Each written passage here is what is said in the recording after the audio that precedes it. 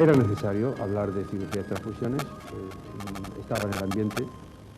Cada vez más se utiliza la transfusión como una unidad de medida de la calidad de los servicios quirúrgicos. Menos transfusiones, mejor calidad, no solamente del cirujano en sí mismo, por su habilidad, sino del grupo de trabajo en el que está inmerso, y al final pues aparecerán rótulos en las puertas de los hospitales que mostrarán sus indicadores, y entre los cuales estará también el indicador de la tasa de transfusiones que se pongan. Tenemos que seguir recuperando lo que de las publicaciones sigue apareciendo como avances científicos demostrados en el campo de las otras alternativas que hay, y por eso una de las conclusiones que va emergiendo ya de este seminario desde ayer hasta lo que va de esta mañana es ayudar a estos grupos que están en los hospitales valencianos, de la Comunidad Valenciana, que nos han traído hoy brillantes aportaciones y que continuaremos a lo largo del día y mañana oyendo. Pues decía, promocionar el desarrollo de unidades de cirugía sin sangre en los hospitales públicos de la Comunidad Valenciana.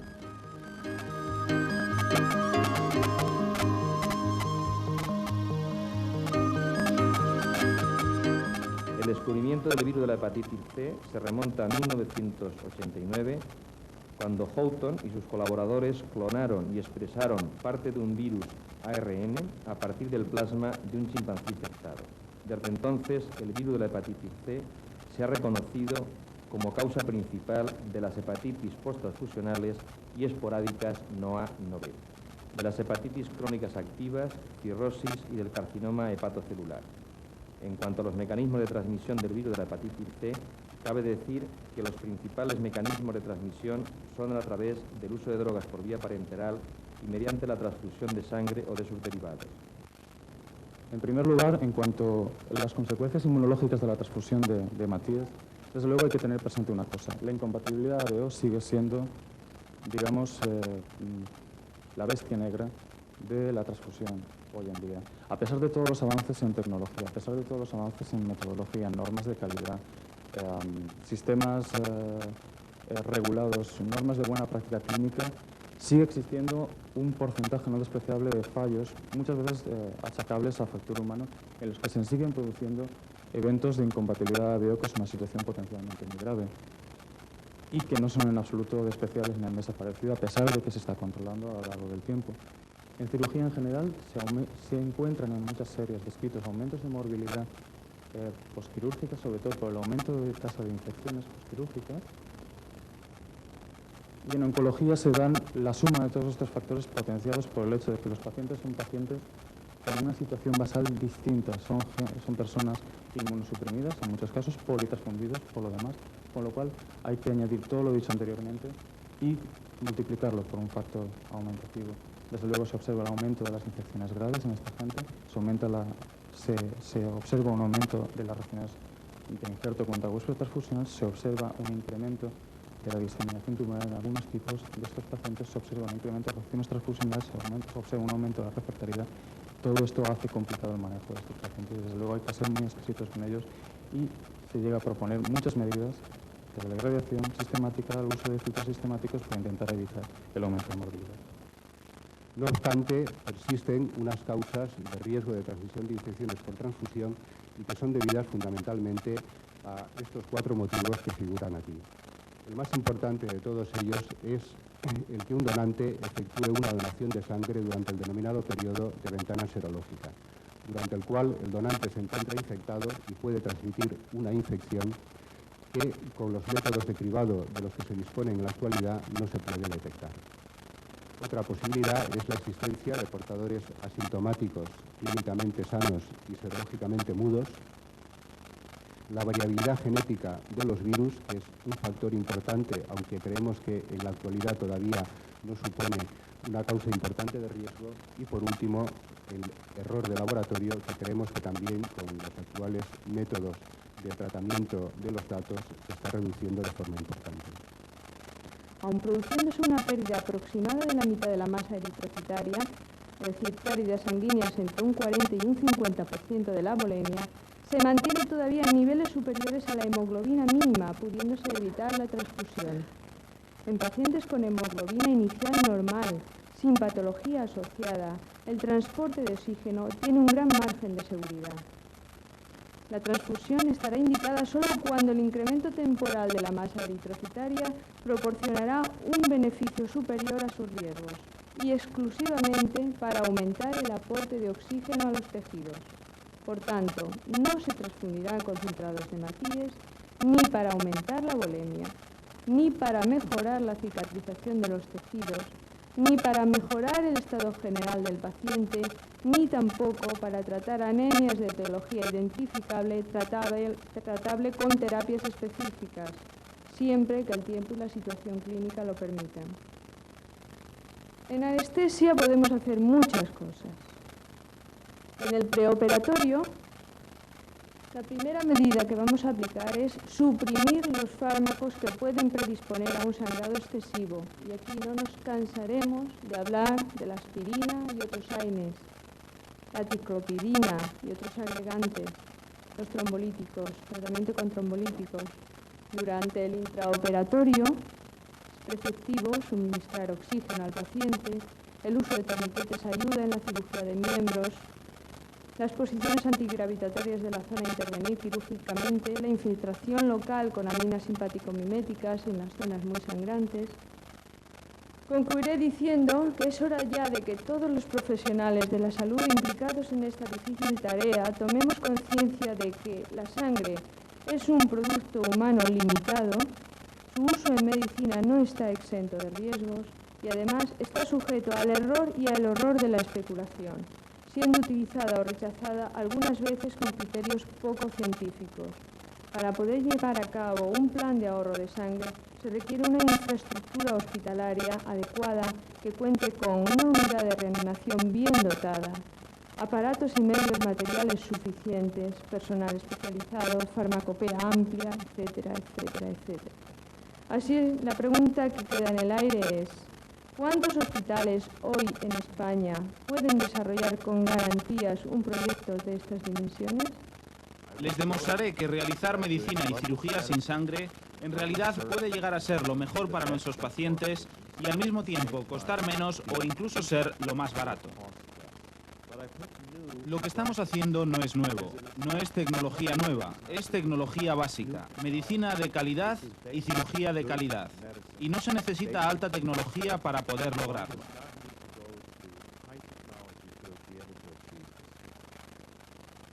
Y con lo que me gustaría empezar es precisamente con una lista de los riesgos de las transfusiones de sangre.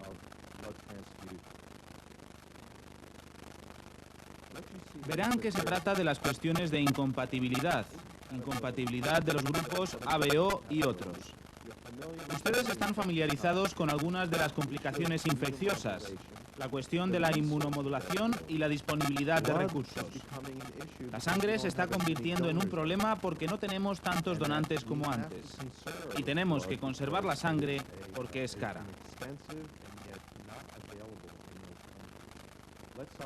Hablemos de las alternativas. En primer lugar está la eritropoyetina recombinante. Es fácil de administrar, segura y muy eficaz. No tuvimos complicaciones con los miles de pacientes a los que suministramos este fármaco. Eleva el nivel de hemoglobina de forma eficaz si se utiliza en dosis correctas, junto con hierro y otros adyuvantes. Como he dicho anteriormente, hay que administrar dosis efectivas y es aplicable en todos los casos quirúrgicos. Examinando las técnicas quirúrgicas, y repito, las técnicas quirúrgicas no necesitan demasiada tecnología, la técnica quirúrgica básica y de calidad es tan importante como todo lo que he mencionado hasta ahora y lo que comentaré más adelante. La conservación hemática comienza cuando el cirujano es cuidadoso en lo que tiene que ver con la disección de los tejidos y la hemostasis. Si eso se logra, un 95 o un 99% del trabajo está hecho. Evidentemente, por mucho cuidado que se tenga, hay algunas situaciones y algunos procedimientos quirúrgicos que finalizan con una pérdida sanguínea considerable. Y hay que estar preparado para eso. Pero hay nuevos coaguladores y hay un nuevo equipo en el mercado que ayuda al cirujano en situaciones en las que se realiza cirugía con gran pérdida sanguínea, como por ejemplo en operaciones de hígado, reacciones hepáticas, donde el uso del escalpelo armónico puede cortar tejido que sangra mucho con hemostasis completa.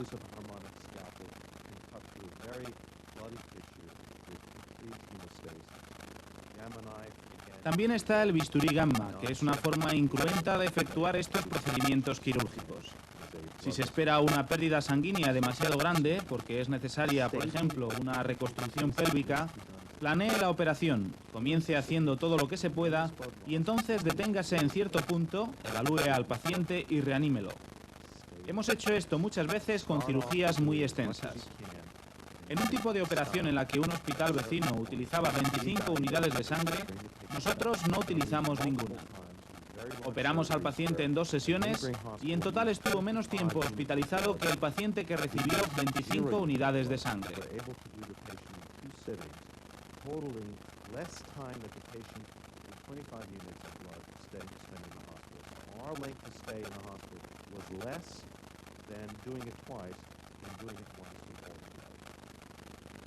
Además, utilizamos la preembolización. Si se tiene que extraer un tumor grande que está vascularizado, se lleva al paciente a la sala de operaciones o a la clínica radiológica y se trabaja con el radiólogo para instalar catéteres y preembolizarlo. Hacemos eso con muchos de los tumores ginecológicos que operamos, que están muy vascularizados, o con cualquier otro tumor vascular, como algunos de los tumores cerebrales que se nos presentan. Los preembolizamos y una vez que no hay flujo sanguíneo hacia el tumor, los llevamos a la sala de operaciones.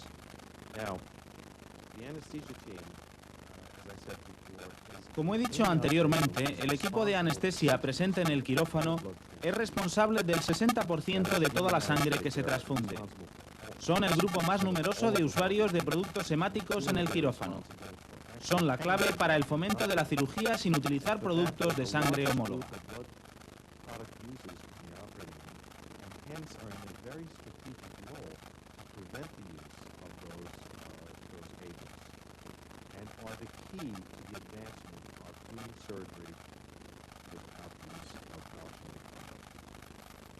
Hablemos de lo que he mencionado anteriormente, o sea, de la hemodilución. Esto es un esquema de la hemodilución. Aquí está el paciente. Lo que hacemos es extraer sangre antes de la operación y ponerla en bolsas. O sea, son como bancos de sangre. No es una tecnología muy avanzada. El coste total es de unos $24 estadounidenses frente a unos $500 que costaría una bolsa procedente del banco de sangre. Las bolsas las guardamos junto al paciente, así no hay riesgo de error administrativo ni de que se coloque mal la etiqueta. Se pueden mantener estas unidades durante 8 a 10 horas a temperatura ambiente. No hay necesidad de refrigerarlas. Al final de la operación, solamente las introducimos de nuevo en el torrente circulatorio del paciente. En los casos de testigos de Jehová, con los que utilizamos esta técnica habitualmente, hay que mantener la sangre en circulación. Solo se requieren 2 pasos para hacerlo. No es nada caro y resulta muy sencillo. El principio es que si se realiza hemodilución, la sangre del paciente está diluida durante la operación y si sangra, lo que pierde principalmente es agua. Nuestros cirujanos están acostumbrados al hecho de que el líquido que fluye de un vaso a veces sea amarillo en vez de rojo, porque solemos realizar una hemodilución muy agresiva. Si no lo hiciéramos, la hemorragia sería de sangre concentrada y en el posoperatorio los pacientes estarían anémicos y hemodiluidos. Se habría perdido la oportunidad de devolver esa hemoglobina. Terminaré hablando sobre la tolerancia de la anemia y un poquito sobre filosofía. La comunidad médica ha estado usando la sangre como fármaco para el tratamiento de la anemia. Administramos sangre para tratar la anemia. Pero la sangre no es un fármaco. En esencia, la sangre es un órgano y como tal su administración constituye un trasplante. Algunos de ustedes están familiarizados con la FDA que controla los fármacos en Estados Unidos.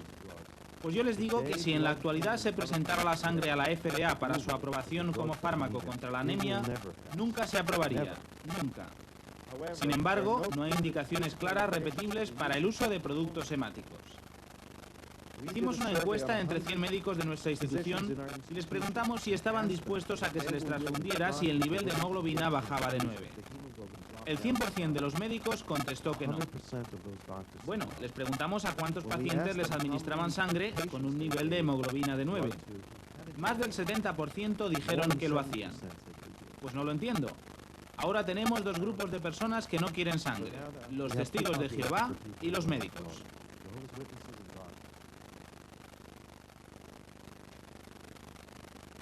Now, Pensando en las transfusiones, uno de los problemas es que es muy difícil definir y aplicar normas que se acepten de forma universal. Otro problema es que la susceptibilidad del paciente a la anemia es algo tan individual como el propio paciente y se vuelve más compleja según las condiciones médicas, la comorbilidad. Además, sería muy poco probable que cualquier valor numérico de hemoglobina o de suministro de oxígeno pudiera aplicarse en todos los casos y bajo cualquier circunstancia. Déjenme mostrarles los principios del suministro de oxígeno. El suministro de oxígeno puede seguir esta línea durante bastante tiempo. Podría disminuir a medida que bajamos por esta línea hasta llegar a un punto crítico en el que el consumo de oxígeno comienza a verse afectado. Y entonces continúa durante un tiempo, porque tenemos una reserva enorme. El sistema inmunológico humano tiene una reserva enorme, igual que los riñones, igual que el corazón y todos los demás órganos. Cuando se llega a este punto y se empieza a descender por esta línea, es muy difícil remontarse. Este es el punto muerto del oxígeno. Pero, ¿cuándo sucede esto? Bueno, sabemos que se produce más o menos en este punto, aproximadamente a 188 mililitros por metro cuadrado y por minuto. Eso corresponde a una hemoglobina de 4,5. Entonces me dirán ustedes, Dr. Sander, ahí tiene el número. Ustedes dirán, podemos usar un número. ¿Por qué 4,5? Con otro medio gramo tendríamos 5 gramos de hemoglobina. Estaríamos todos tranquilos y nos podríamos ir a casa. Bien, estos son pacientes que hemos tenido en nuestra institución y que han sobrevivido con niveles bajísimos de hemoglobina. Son pacientes que no aceptarían sangre. El paciente con el nivel de hemoglobina más bajo que tuvimos fue de 1,7. Ahora está en su casa y conduce un autobús escolar. 2 pacientes con nivel 2 de hemoglobina están en casa y trabajan. 5 pacientes con una hemoglobina de 3 gramos. 10 pacientes con una hemoglobina de 4 a 5 gramos. No quiero pasar tampoco de comentar, aunque sea por encima, la politransfusión, que no es habitual, claro, los cirujanos están operando y no suelen seguir durante mucho tiempo estos enfermos, pero nosotros los especialistas médicos sí que los seguimos durante mucho tiempo y en ocasiones nos vemos obligados a transfundir con una frecuencia que a veces es cada 10 días, cada semana, porque hay auténticas aplasias después de las mielodisplasias. Y nos empezamos a presentar ya a lo largo del tiempo con un problema importante que es la sobrecarga de hierro, que viene también a complicar el estado ya de inmunodepresión de estos enfermos. La sobrecarga de volumen es obvio, que también es una complicación añadida, y las alteraciones inmunológicas que se van a presentar siempre que transfundamos estos productos sanguíneos, que ya lo hemos oído esta mañana, son auténticas trasplantes de tejido que habitualmente es funcionante, van a ser la inmunodepresión, la aloinmunización y, muy raro, pero también hay que hablar de ellos por su interés conceptual, la enfermedad de injerto contra huésped transfusional. Se ha visto, sobre todo los cirujanos que se han dedicado a la cirugía del cáncer colorectal, que cuanto más transfusiones de sangre, mayor incidencia de infecciones y mayor tasa de recaídas. También ha coincidido que el avance de los conocimientos de la inmunología están empezando. Aunque se sabe ya bastante, todavía no se sabe casi nada, eso te dicen los inmunólogos, y es probable que dentro de unos años las respuestas a estas preguntas enigmáticas estén. Hoy por hoy yo desde luego no estoy en condiciones de responder. Alguien me preguntó sobre la mortalidad en nuestras operaciones. Y lo que me gustaría comentarles es que durante el año 1994 realizamos cirugía mayor en 510 pacientes con técnicas sin sangre y la mortalidad fue nula. En 1995 operamos a 650, lo que ya hace un total de más de 1000 pacientes y tuvimos una sola muerte, que además no se debió a anemia. En 1996 atendimos a otros 1057 pacientes con una sola muerte, que se debió a una combinación de múltiples factores. En 1997 atendimos otros 1267 pacientes, todos con cirugía mayor y de nuevo solo se produjo una muerte. Creo que la cuestión de la mortalidad cuando se emplean medicina y cirugía sin sangre no es un problema. Hasta mayo de 1998 hemos operado ya a más de 600 pacientes y solo se ha producido una muerte. This is from May of 1998. We already did more than half of the Les recuerdo que en la actualidad realizamos operaciones cada vez más complejas, en un número mayor de pacientes y a pacientes cada vez más enfermos, y que la tasa de mortalidad puede deberse a múltiples factores, no solamente a la anemia.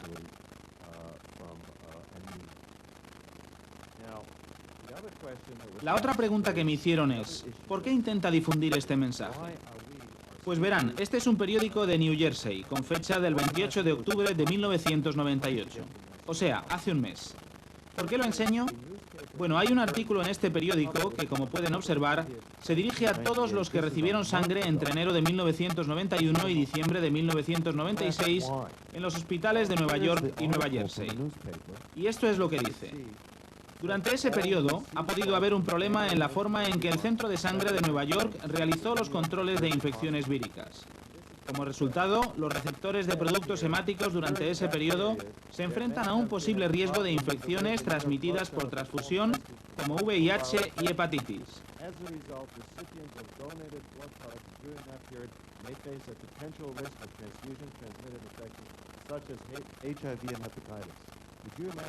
¿Se pueden imaginar algunos de los pacientes leyendo esto?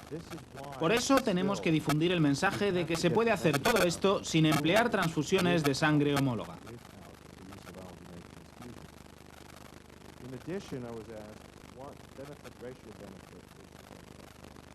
Además, se me preguntó qué beneficio, qué proporción riesgo-beneficio había en lo que he mencionado anteriormente. Estas son las razones por las que transfundimos a nuestros pacientes.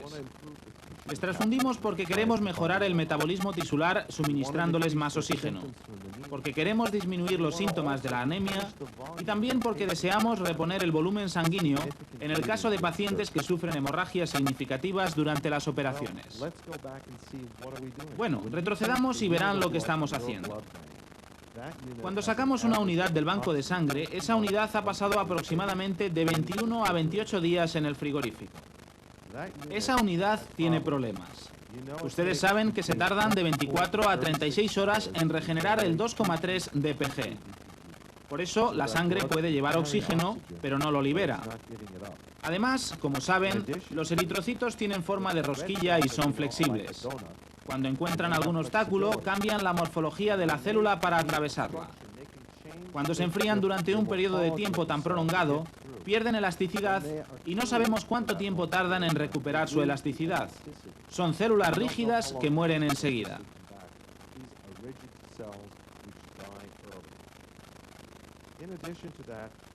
Y sabemos que los resultados clínicos asociados en pacientes con enfermedad isquémica intestinal que están en unidades de cuidados intensivos y han recibido sangre han sido mucho peores que los de los pacientes que sufrieron el mismo tipo de enfermedad, pero que no recibieron transfusiones homólogas.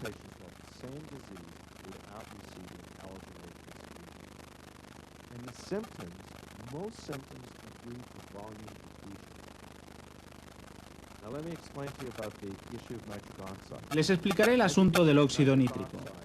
Como se puede ver, el óxido nítrico lo producen las células endoteliales y es un vasodilatador muy potente, el más potente que conocemos. De hecho, se produce en exceso en los pacientes que tienen cirrosis y por eso están hipodinámicos, por la gran vasodilatación. El óxido nítrico tiene una afinidad por la hemoglobina 8.000 veces superior que la del oxígeno. Y lo que hace es que cuando el marcador hemoglobínico rodea un eritrocito en la circulación pulmonar, recoge el oxígeno y descarga el anhídrido carbónico, pero también recoge el óxido nítrico. Debido a la afinidad con el óxido nítrico, se tiene que ocultar como un medio nitroso para no recoger más óxido nítrico que oxígeno.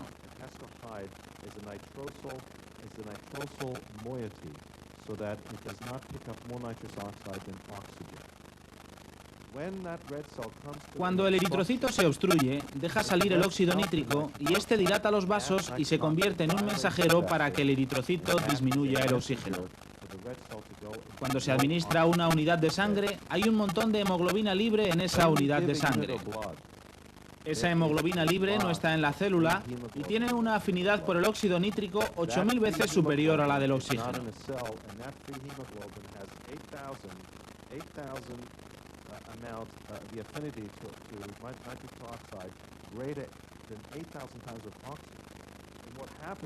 ¿Qué ocurre si ya no hay un medio protector y recoge todo el óxido nítrico que puede? Ese óxido nítrico queda inutilizado y no puede dilatar esos vasos. Y sabemos que los preparados de hemoglobina elevan la presión sanguínea de forma significativa. Por eso, cuando se administra una unidad de sangre, se está administrando hemoglobina libre. Esa hemoglobina libre toma óxido nítrico, los tejidos están entonces medio privados de oxígeno y esa privación hace que tengan que producir más óxido nítrico. También toman oxígeno de los tejidos de alrededor para formar óxido nítrico, que tiene oxígeno en su interior. Así que en realidad estamos provocando más isquemia. Administrar una unidad de sangre procedente de un banco de sangre conlleva una pérdida significativa de beneficios.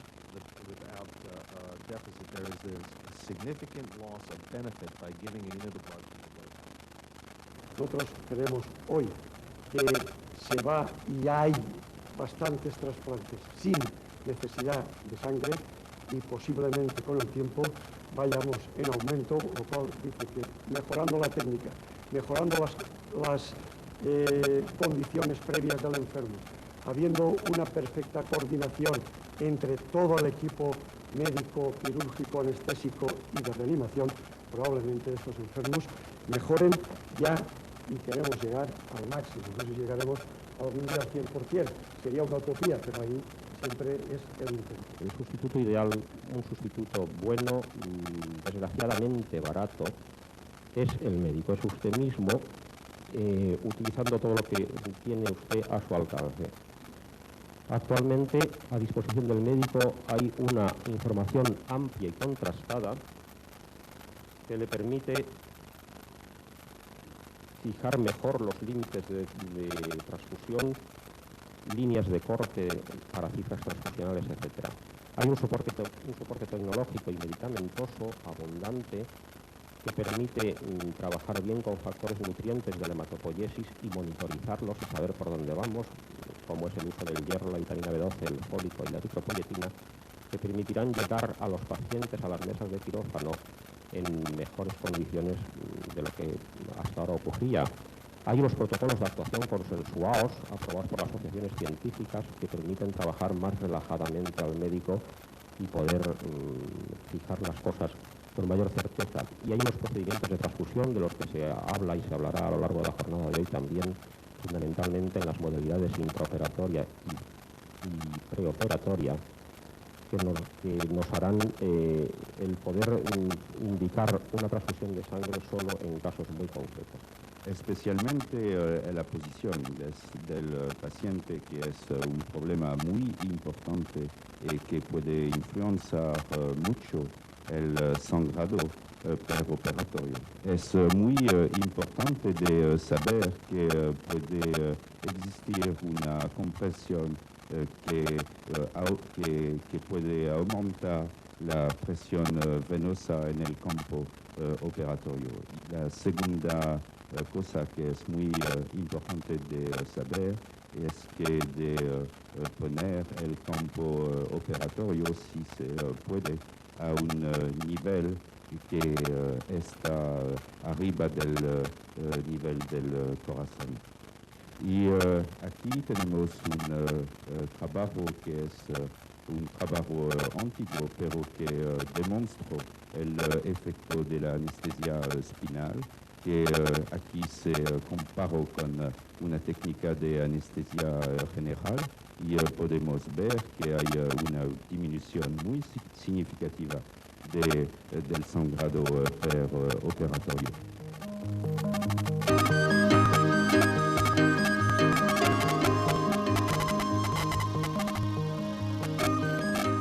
Artículo 5 del Convenio Europeo de Derechos Humanos y la Biomedicina, firmado por el Instituto Felipe en Oviedo, si bien me acuerdo, el año pasado. El artículo 5 prevé lo que todos sabemos, de que una intervención en el ámbito de la sanidad solo podrá efectuarse después de que la persona afectada haya dado su libre e inequívoco consentimiento. Dicha persona deberá recibir previamente una información adecuada, etc. Y en cualquier momento, es decir, el consentimiento no es un cheque en blanco, la persona afectada podrá retirar libremente su consentimiento. Bueno, que surge en la urgencia, según el artículo 8 del Convenio Europeo, no puede, cuando no se pueda obtenerse el consentimiento adecuado, podrá procederse inmediatamente a cualquier intervención indispensable desde el punto de vista médico en favor de la salud de la persona afectada. Pero hay que leer este artículo 8, el artículo 9, deseos expresados previamente o anteriormente. Serán tomados en consideración los deseos expresados anteriormente con respecto a una intervención médica por un paciente que en el momento de la intervención no se encuentre en situación de expresar su voluntad. De ahí el uso de Advanced Medical Directives, de certificados o de atestaciones, de documentos escritos que manifiestan previamente la voluntad del paciente.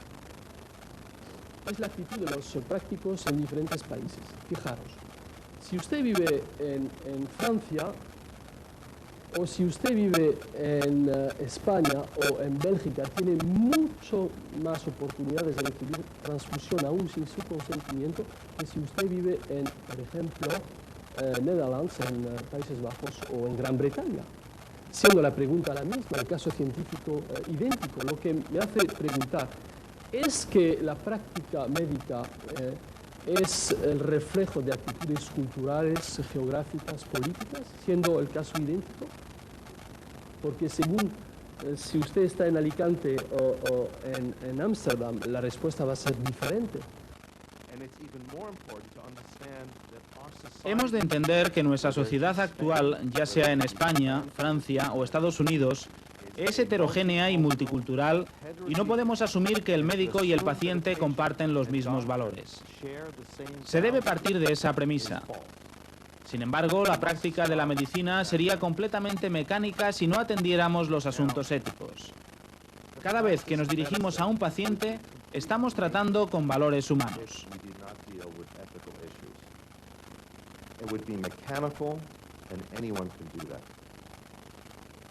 You are dealing now with human values each time you address a patient. Para hablarles de las transfusiones de sangre, me gustaría utilizar el siguiente ejemplo.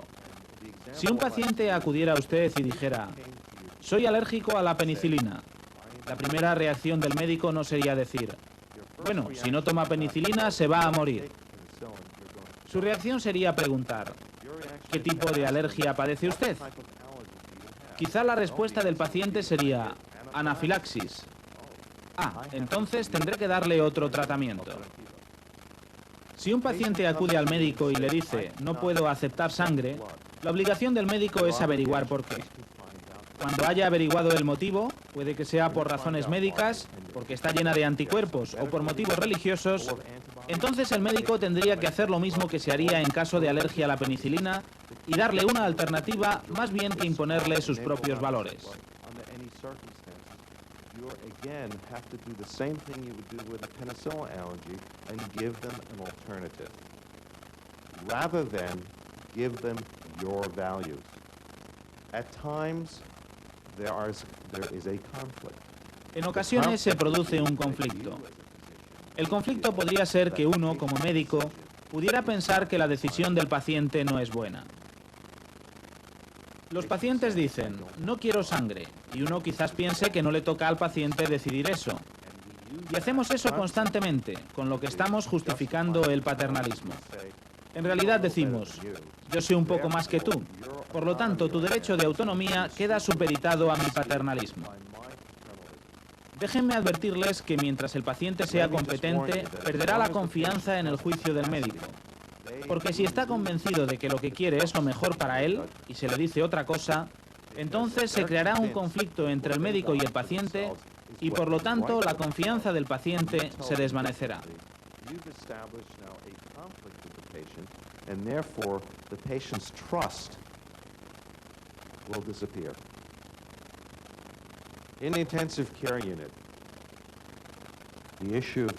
En la unidad de cuidados intensivos surge la cuestión de la transfusión. La negativa del paciente a recibir sangre se atestigua de manera autónoma mediante una directiva anticipada. Es responsabilidad del paciente darnos esta información, pero es responsabilidad del médico decidir cómo tratará este dilema ético, no cuando está tratando al paciente, sino antes. De ahí la importancia de asistir a seminarios como este, porque estos son algunos de los problemas que se nos presentan y se tienen que solucionar actuando en conciencia. Si no podemos tratar al paciente de esa forma, entonces debemos transferirlo a otro médico y así respetaremos su autonomía.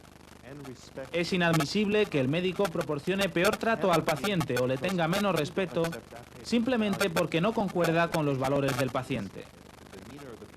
Cada persona tiene sus propias creencias y hay que respetarlas.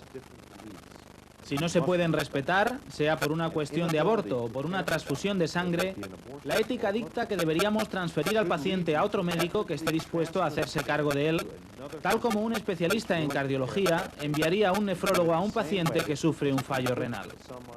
Haríamos lo mismo en caso de que un paciente rehusara aceptar un tratamiento, como por ejemplo un tratamiento con sangre, y nosotros no pudiéramos tratarlo sin ella.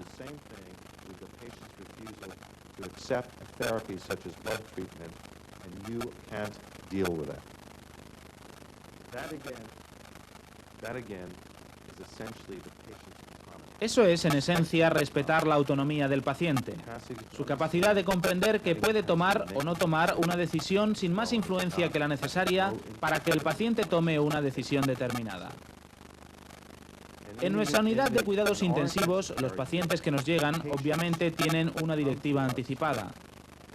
Cuando el paciente está intubado en la unidad de cuidados intensivos, no puede hablar, no puede comunicarse, tiene una dolencia grave y no trae una directiva anticipada.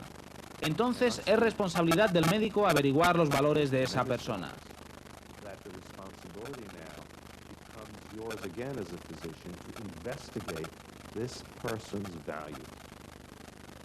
Una persona no es solo un cuerpo. Llega a la unidad de cuidados intensivos con unos valores. Si tiene parientes, el médico está obligado a conseguir de ellos tanta información como pueda sobre la forma de vida de esa persona, y entonces podrá determinar cuáles son sus valores. No cuáles son los valores del médico, sino cuáles son los valores del paciente. Y hemos tenido situaciones en nuestra unidad de cuidados intensivos, producidas por trauma o por otros motivos, en las que uno de nosotros ha averiguado los antecedentes y valores de la persona, y eso nos ha ayudado a saber cómo administrar el tratamiento adecuado. No solo a tratar a la persona como a un cuerpo, sino como a un organismo vivo y completo.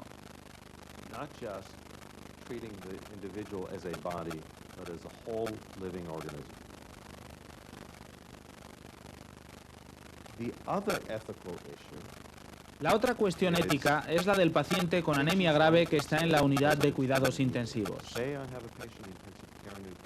Digamos que tenemos un paciente en la unidad de cuidados intensivos que llega con un nivel de hemoglobina de 1,7 debido a hemorragia intestinal.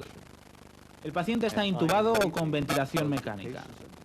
Estoy esperando que aumente el nivel de hemoglobina porque la directiva anticipada del paciente dice: no aceptaré sangre bajo ninguna circunstancia.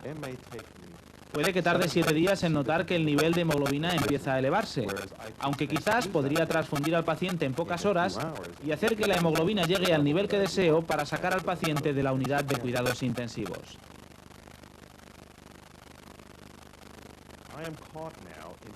Ahora estoy atrapado entre el principio de beneficencia, es decir, hacer lo correcto para el paciente, pero también tengo una responsabilidad social. Si mi unidad de cuidados intensivos está llena, ¿cómo justifico ante la sociedad que voy a mantener allí a una persona debido a una directiva anticipada y no dejar sitio para otros enfermos críticos? Uno tiene que tomar esas decisiones de antemano. Hay que enfrentarse a estas preguntas antes de que surjan las situaciones. Hay que buscar una respuesta que quizás no nos satisfaga, pero que sea una respuesta. Es lo que hacemos constantemente.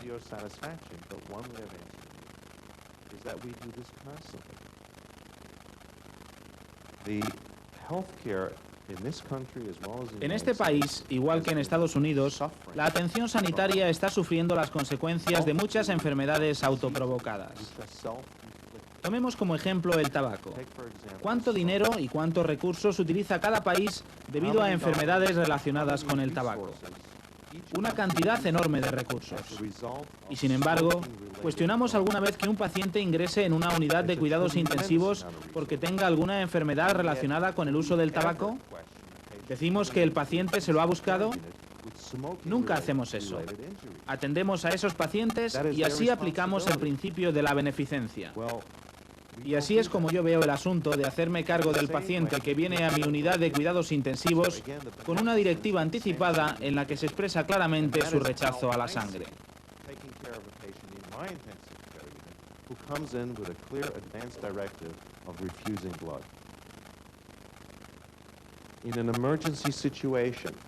Hablando de urgencias, si un paciente adulto tiene una directiva anticipada, en realidad no importa si es una urgencia o si se trata de cirugía programada. La directiva anticipada, la autonomía del paciente ha de prevalecer. Como dije anteriormente, el paternalismo que se imponga a esa autonomía terminará por romper la confianza con el paciente y con la familia.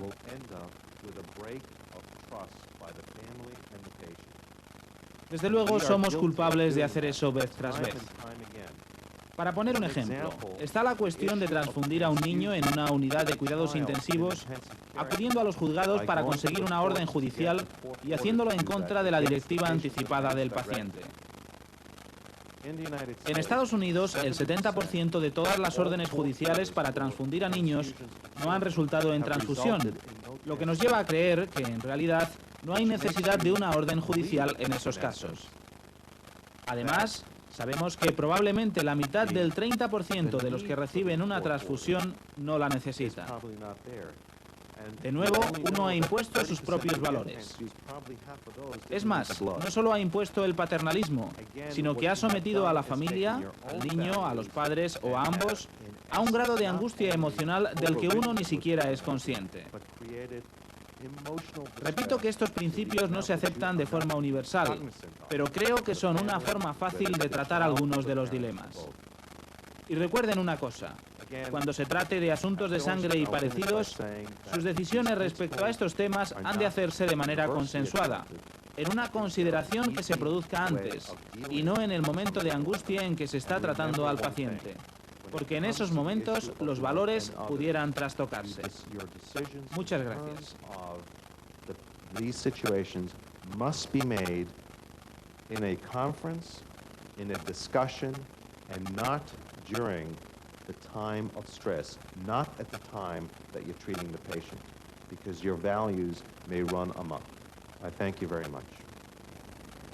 Pues bien, la tesis general es la de que basta con la lex artis, es decir, el cumplimiento de las normas técnicas propias del ejercicio de la profesión y la intención de curar para que el profesional quede al margen del derecho penal.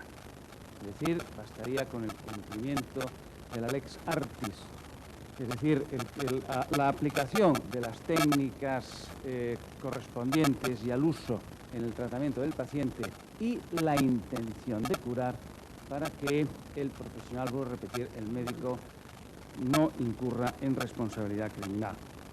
Siendo indiferente el éxito o el fracaso, y aquí viene la cuestión, siendo indiferente la existencia o no de consentimiento por parte del paciente. Pues bien, esta tesis que es común y esta tesis que viene mantenida normalmente por la jurisprudencia, a mí me parece un disparate mayúsculo. Es decir, disiento profundamente de la posición mayoritaria en esta cuestión en cuanto a la responsabilidad criminal del profesional de la medicina en la actividad médico-quirúrgica.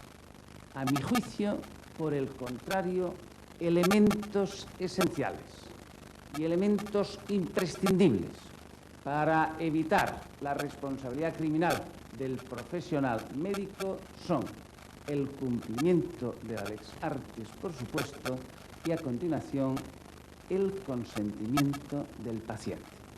Es decir, sin consentimiento del paciente, yo entiendo que el profesional incurre en responsabilidad en el sentido de que asume los resultados negativos de la intervención.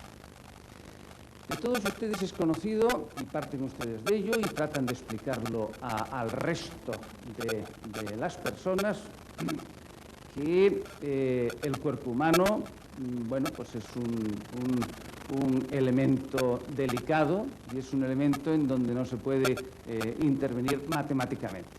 De todos es conocido que la intervención médica pues, es una intervención falible, es una intervención que puede fallar y que por lo tanto puede producir resultados no deseados. Por supuesto, y esto tenemos que partir necesariamente de ello desde la óptica de la responsabilidad jurídico-penal. Pero el consentimiento del paciente hace que esos riesgos de la actividad médico-quirúrgica ineludibles los asuma y recaigan sobre el propio paciente.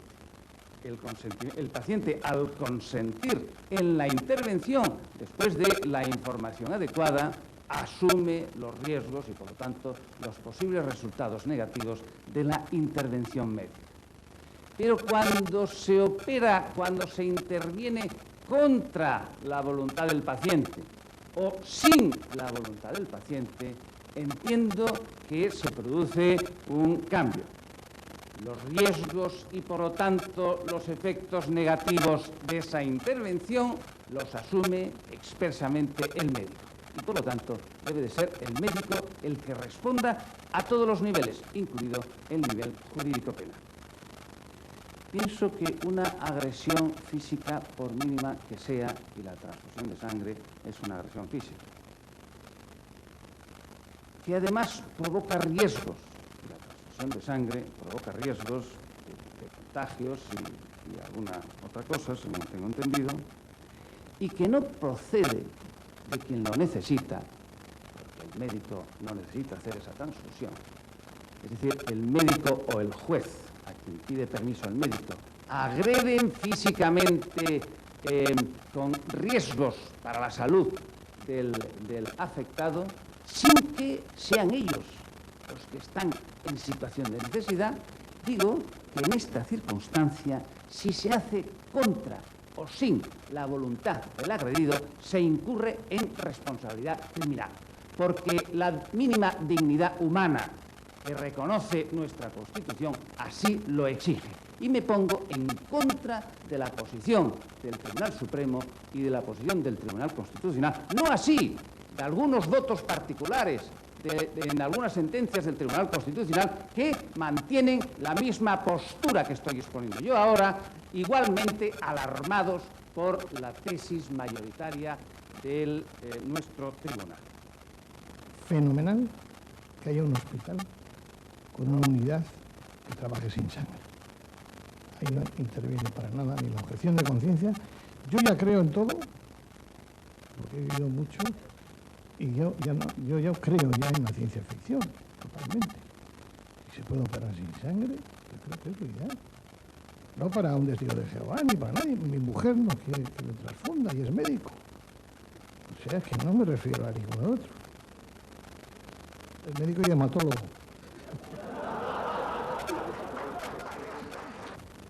Pero si lo que se está hablando aquí esta mañana es de lo que es bueno y lo que es malo, desde el punto de vista ético y médico, si lo que es bueno y malo para mí lo es también para mi hijo, entonces la Constitución me impone, artículo 39.3, prestar el deber de asistencia a mis hijos en todo respecto en que lo necesiten. Y la Ley General de Sanidad dice que cuando se trate de incapaces, como no incluir los incapaces en los menores, habrá que contar con el consentimiento de sus familiares o allegados y excluir a los padres sin razón aparente no de perfecto. Una decisión del Tribunal Superior de Justicia de Navarra donde se decía la curación, y fijaos cómo ponen el dedo en la llaga, aquí está el dedo y la llaga, la curación no es un proceso pasivo en el que el enfermo es abandonado a su suerte ante un médico desconocido pero omnipotente, sino que parte de la fe y la confianza del enfermo y de la aceptación del médico y de su tratamiento. Que les conste a todos los honorables médicos que me están escuchando mi disposición a depositar en ellos su confianza si ellos se la dan en respeto. Bien, el respeto a la libertad de conciencia en relación con el requerimiento de tratamientos médicos implica, por tanto, que si un sujeto que solicita que se le practique un determinado tratamiento médico o se niega a recibir un tratamiento médico determinado, esa voluntad debe ser respetada. Es decir, yo creo que la regla general debe quedar clara. La regla general es que si un determinado sujeto se niega a recibir un tratamiento médico porque ese tratamiento es contrario a sus convicciones religiosas, me parece que el médico no puede realizar ese tratamiento contra la voluntad del paciente y la autoridad judicial no puede, por tanto, autorizar ese tratamiento en contra de la voluntad del paciente. La voluntad del paciente, la voluntad de oponerse a la transfusión de sangre, ha de ser una voluntad expresa. No sirve una voluntad tácita o presunta. No basta el hecho de que sea testigo de Jehová para que eso implique que se le debe de omitir la transfusión de sangre. Ha de haber una voluntad expresa de negativa a la transfusión de sangre. Ahora bien, me parece que es también suficiente una voluntad manifestada en un momento temporal anterior al de la enfermedad, siempre que se trate de una voluntad expresa. Yo creo que no hay que atenerse al criterio formal de la mayoría de edad indicado por la Constitución española y que establece que la mayoría de edad se alcanza a los 18 años. No hay ninguna disposición en nuestro ordenamiento jurídico que indique que los derechos fundamentales solo pueden ser ejercidos por los mayores de edad. La mayoría de edad implica una serie de consecuencias jurídicas expresamente establecidas, como por ejemplo la limitación del derecho de sufragio o la exclusión del derecho de sufragio a los menores, pero no significa una general prohibición de ejercer los derechos fundamentales. Por lo tanto, yo creo que si el supuesto es de un menor de edad que se niega a recibir una transfusión de sangre él mismo, personal y voluntariamente, yo creo que entonces el juez o el médico, y en su caso el juez, lo que debe de valorar es si ese menor de edad tiene la suficiente discreción de juicio para poder formular una convicción personal en materia religiosa. Y si ese es el caso, que lo será normalmente en menores de, por ejemplo, 15 años, entre 14 y 18 años probablemente, entonces me parece que la manifestación de voluntad del menor de edad sirve, es suficiente y es una manifestación de voluntad que implica que no se le puede practicar un tratamiento médico contra su voluntad. Pienso que se puede afirmar en relación con el supuesto que estamos tratando que el Estado debe arbitrar los medios necesarios para que todos los ciudadanos reciban un tratamiento médico conforme a las propias convicciones religiosas. Eso significa que si en la sanidad pública no hay medios para realizar tratamientos médicos alternativos a la transfusión, o si resulta que en la sanidad pública un determinado médico se ha opuesto a realizar un tratamiento médico sin transfusión de sangre y el ciudadano tiene que ir al hospital privado, creo que el Estado debe sufragar los gastos de la atención médica en el hospital privado. Es decir, yo creo que los poderes públicos tienen la obligación de proveer los medios para que sea posible un tratamiento médico conforme a las convicciones religiosas del paciente. No sé exactamente o no conozco a fondo a qué se referían, pero en fin, parece ser que se ha hablado de que en algunas ocasiones se exige para poder ser operado quirúrgicamente un documento en el que el paciente da su conformidad a la posibilidad de una transfusión de sangre en situaciones extremas. A mí me parece que ese documento es sencillamente inconstitucional. Yo creo que contra cualquier documento de esa naturaleza podría prosperar, o contra la exigencia de un documento de esa naturaleza en la que el paciente tiene que aceptar para ser operado, abdicar de sus convicciones religiosas, me parece que es que cualquier recurso de amparo prosperaría o debería prosperar frente a ese documento que me parece inconstitucional. Pienso que yo podría hacer una recomendación general a los médicos españoles de que de alguna forma se acerquen más a su ideología e intenten ese acercamiento, ir disminuyendo progresivamente esas peticiones que están haciendo sobre esa cirugía que se puede, y estoy de acuerdo con ello además, proclamar mar sin sangre. En el contexto de una nueva cultura, es una nueva cultura sanitaria y social, hospitalaria de todo tipo, que hay que promocionar y todos tenemos que ayudar a promocionarla, no solamente la Administración, sino también todos nosotros. Y en ese contexto, pues, veremos si somos capaces de avanzar y no dejarlo todo en simples palabras, aunque yo creo que sí que se conseguirán avances. Entre otras cosas porque, aparte de ser positivista y optimista como somos, aquí hay muchos estudiantes. Yo creo que solamente el 20% ha soportado los 2 días y medio, me he dado cuenta. El resto ha sucumbido al estrés que supone 2 días y medio estar aquí, tomo nota, pero también es verdad que muchos han estado aquí, como estoy diciendo, y que sé que ellos van a ser los que nos van a operar, y yo les pido en nombre de todos que nos operen, si puede ser sin sangre, pero a todos, no solamente a los testigos de Jehová, sino también al resto de ciudadanos, y estoy convencido de que dentro de muchos años será una obviedad el hablar de este tema, de que haya unidades, Ricardo, de cirugía sin sangre.